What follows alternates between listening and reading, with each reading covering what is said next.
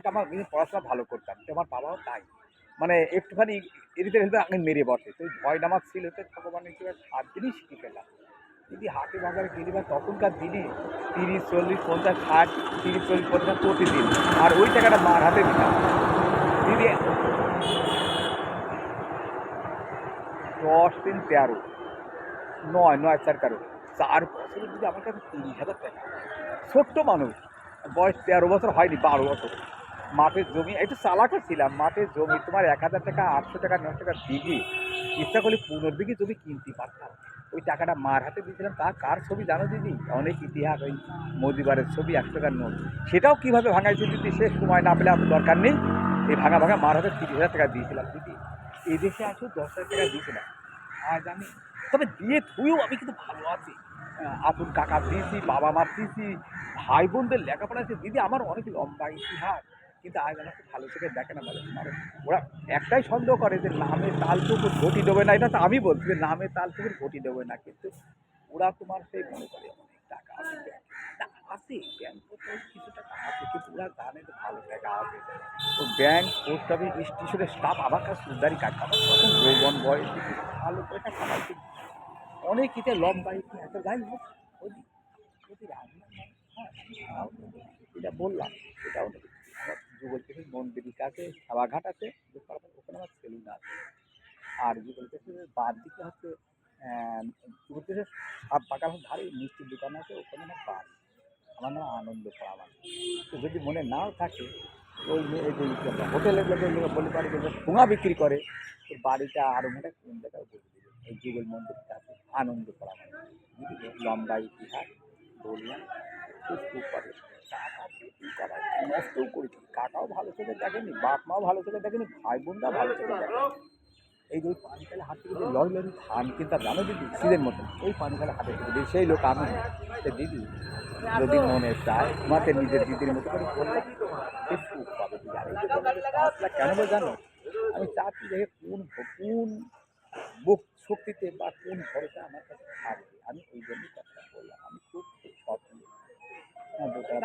ছেলে পেলে বুঝলে ছিঁড়ে খায় মেয়ে ১ মাস হয়নি বিয়ে দিয়েছি ৳২৫০,০০০ খরচ করে দিদি আমার বাড়িতে চলো সব প্রমাণ করে দিচ্ছি ৳২৫০,০০০ খরচ ১ মাস হয়ে বাবা তুই একটা টিভি কিনে দেবা আমি কিরে ১ মাস হলো না বিয়ে দিয়ে দিলাম তোর বিরাট অবস্থা ঘরে দিয়ে দিলাম বলছে টিভি কিনে দিলাম ৳৭,৫০০ দিয়ে কিনে এবার বড় মেয়েও সুযোগ নিল যে ছোটো বোনের তো এই জিনিস নিয়ে বড় মেয়ে বলছে বাবা তুমি আমার হারটা রেখে আমাকে ৳১৫,০০০ দাও আমি চিন্তা করলাম তো আমারই দেওয়া হার আর আমি ওর কাছ থেকে নিয়ে আমি মানে সেই বন্দুক রাখার মতো নিয়ে আমি ওকে টাকা দেবো আমি বললাম তো কত টাকা দরকার সে বললে যে ১৫,০০০ আমি বললাম কম টম দিলে হবে না নে এবার তো কম দিলে তো হচ্ছে না তাই এক কাজ করে আমি তো ৳১০,০০০ দেই তোর হার আমাকে দিতে হবে না তোর হার তোর কাছে থাক ৳১০,০০০ দিতে এদিকে তুই জোগাড় করে ঘরের ছাদটা দিয়ে নে দুটো মেয়ের আজও মুখ ফুটে বলিনি এই তোর ৳১ দিয়েছি দিয়েছি ১৫-২০,০০০ বলিনি মুখ ফুটে দেখ তোর ৳১ দিয়েছি ফেরত দে আজও বলিনি সেই লোক আমি তোমাকে বললাম তুই যে আপন ভেবে মনে কিছু নিও না দিদি ভালো ঘরে ছেলে দিয়ে আমি এখন যাবো হোটেলে থেকে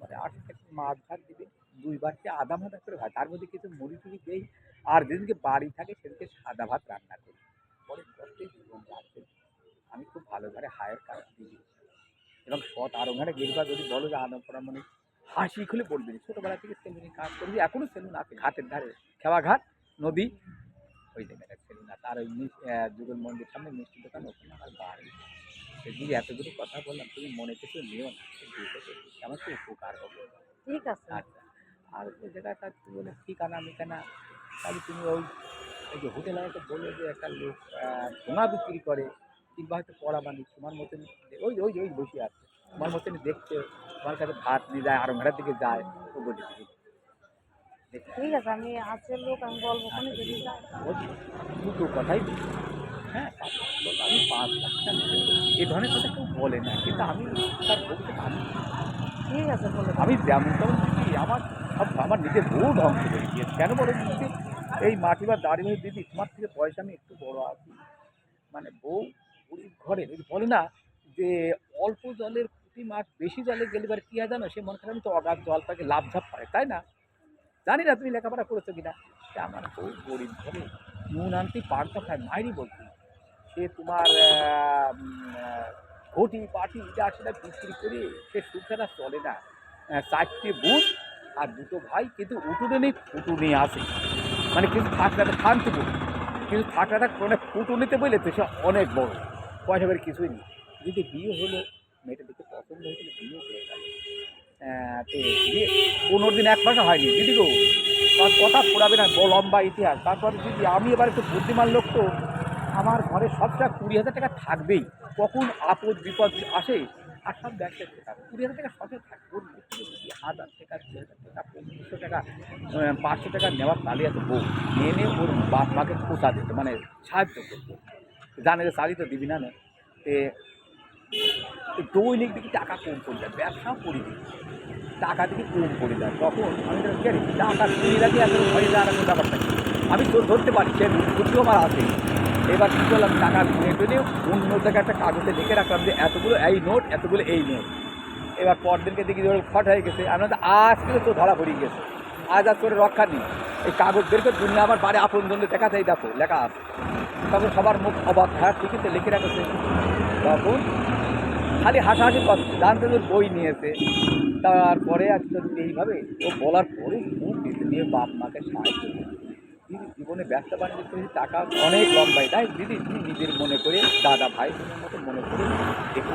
আমার বাড়ি যদি প্রয়োজন হয়, আমার বাড়ির জন্য এমনি বেরিয়ে দেখি আসতে পারো, ঘাটের ধারে সেলুন, নদীর ঘাট একটা সুদার আছে, এই সুদার চোখ বুঝে চালাতে পারে, যায় সামনে নদীই বাঁধবে, ওখানে আমার সেলুন আছে। আর এই যুগল মন্দির সামনে মিষ্টি দোকান আছে, ওই জায়গাটা আমার বাড়ি। মিষ্টি দোকানের নাম আছে অসীম মধু, ওরা মধু সব আমার কাছে সুদাই থাকে।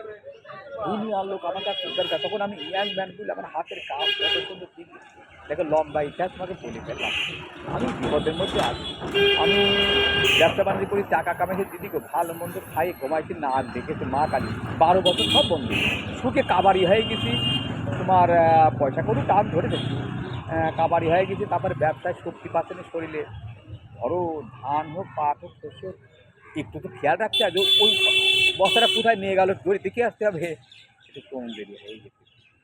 দিদিকে তুমি তো অচেনা মানুষ, অনেক কিছুই বলে ফেললাম। একদম সরল মানুষ আমি, ভগবান ভালোবেসেছেন। ওই যে ওই দেশে তোমার ওই যে বললাম না যে 40,000 টাকা মোদিবারের ছবি, 100 টাকার নোট, ওই পুরো কামাতে কামাতে ওই লঙ্কা, বগুড়ার লঙ্কা, শুকনো লঙ্কা, ওদের কাছ থেকে 10 টাকার নোট বলে ভাই চকচকে লুটবা। আমার বয়স অল্প তো, মুসলমান সব বগুড়ার শুকনো লঙ্কা বিক্রি করতে দিদি। বাংলাদেশে বগুড়ার শুকনো লঙ্কার খুব নাম ডাক দিদি। তো ওদের ওরা আবার বাড়ি কাজ সবাই বলে আমাকে একটু চকচকে নোট দিবি, 10 টাকার নোট মোদিবারে। তো দিদি খুচরো দিয়ে 10 টাকার নোট নিতাম। এবার যেই থেকে 10টা হয়ে গেল, তখন তো 100 টাকার নোট দরকার। তো ওদের তখন খুবই ছোটো, বলতো আমার তো চকচকে নোট দিতে হবে, 100 টাকার নোট। তো মেয়ারা না আমার হিন্দু, আর আমি বয়স অল্প ভালোবাসে দিত, চকচকে বাইকে বাইকে আমাকে ডাকছে 1 টাকার নোট। ওই করে 40,000 টাকা মাকে দিলাম। মা বলছে কি যে আমার এই ছেলের মতো ছেলে হয় না, এই ছেলে গলার হার গলার মুক্ত। এই দেশে আসে দিদি আমার কেউ চেনে না, পয়সা করি ইনকাম কমে গেল। তখন মার গলার কাটা হয়ে গেলাম, মানে হাড়ের থেকে এবার গলার কাটা। তাই বললাম মা আমি এখানে কেউ চেনে না, আমি নিজেই তো ভালো ইনকাম করতে পারি না, আমার সংসারই চলে না, ওদেরই তো টানতেছি। ওই যে নগদ ক্যাশ আগে দিয়ে দুবার করে 30, 40, 50, 60 মাকে দিয়েছি, কে আমার ছেলে এতগুলো টাকা দিয়েছে এখন দেয় না কেন? বললাম মা এখন কোত্থেকে দেবো, আমার তো রোজগার পাতি কেউ চেনো না, নতুন বাংলাদেশ থেকে এসেছি, একটু সময় দাও দেবো। হ্যাঁ আমার ছেলে খুব খারাপ, আমার কোন সাত ছেলে, তাহলে মা বাবার কাছেও খারাপ হয় যায়। তো এ দেশে আসে 10,000 টাকা ওদের টানেছি, আজ আমার একটাও দাম দেয় না ওরা। তো দিদি লম্বা ইতিহাস তোমাকে বলে রাখা সবই মনের থেকে। তোমার যুগল মন্দির যায় প্রণাম করতে দেখে 2 চব্বিশ গর্ভবত জল পড়তে, ভগবান কেউ চেনেও না, বাংলাদেশে এসেছি, আমার কি হবে কি। এ মা দিদি ভগবান কে বলতে নেই, পরের দিনই সেলুন খুলে দেখি যে কাতার কাতার লোক আর চেনা পরিচয় নেই। এ ভগবান কোথেকে আসছে, চেনা নেই পরিচয় নেই। ভগবান নেই কে বলেছে আপনাকে, ভগবান আছে। লোকে বলে যে ভগবান নেই, ডাকার মতন ডাকতে হয় দিদি, চোখ দিয়ে জল পড়ে না, তো হঠাৎ করে চোখ দিয়ে জল বেরিয়ে চলে আসলো, ইনকাম নেই তো মন মেজাজ খারাপ। তো সেই তারপরে এক বন্ধু বললো জানেন তো সেলিং কাজ করতে করতে ব্যবসা পয়সা হবে, সে ধানের ব্যবসা করছে, ওইটা করি সর্ষে করি পাট করি পুরোনো পেপার সবই করি। সে দিদি লম্বা কথা বলে গেলাম যে তোমার মনে থাকে, তুমি বোনের মতো না দিদির মতো। আমার পাইকারি বললাম যে মেন ঘাটে ছেলে, ওই নদীর ঘাটে আমার ছেলে ঘাট আনন্দ স্থাপন করা লম্বা এটা কি একটু দেখো, আর ভালো হবে। লাস্ট জীবনে ভালো মন্দ খাই নয়, যদি আরও ইতিহাস আছে সে আর বলার সময় নেই গো দিদি। বাংলাদেশের পদ্মার পাশে বাড়ি, তুমি বললে যে 10 টাকা 9 টাকা 8 টাকা দিবি 1 কিলো 1.5 কিলো ইলিশ মাছ দিতে আমার কথা বলে লোকে মারবেন একমাত্র বয়স্ক লোক ছাড়া তোমাদের মতো মানুষ আমাকে বলবেন লোকটা পাগল এরকম বয়স্ক লোক হলে বিশ্বাস করবে পরেও আমি একটু বেশি কথা বলি চার দোকানে বসে বসে আমার পরে স্কুলের কাছে এরকম করতে হায় হায় হায় কেন তো তখন ইলিশ মাছ খাইনি বুঝলি বুনিয়ার লোক হাসছে দিদি ও করে জানো বলতে এই লোকটা ঠিক কথা বলেছে ওদি ঠিক অনেক কিছু বলেছে মনে রেখো দিদি আমাকে ঠিকানা দিয়েছিল বাড়ি বললো যে ব্রাহ্মণ সে দিদি আমি ব্যবসা করছি সময় পাইনি হ্যাঁ হয় লাখ করে দেখি দেরি করে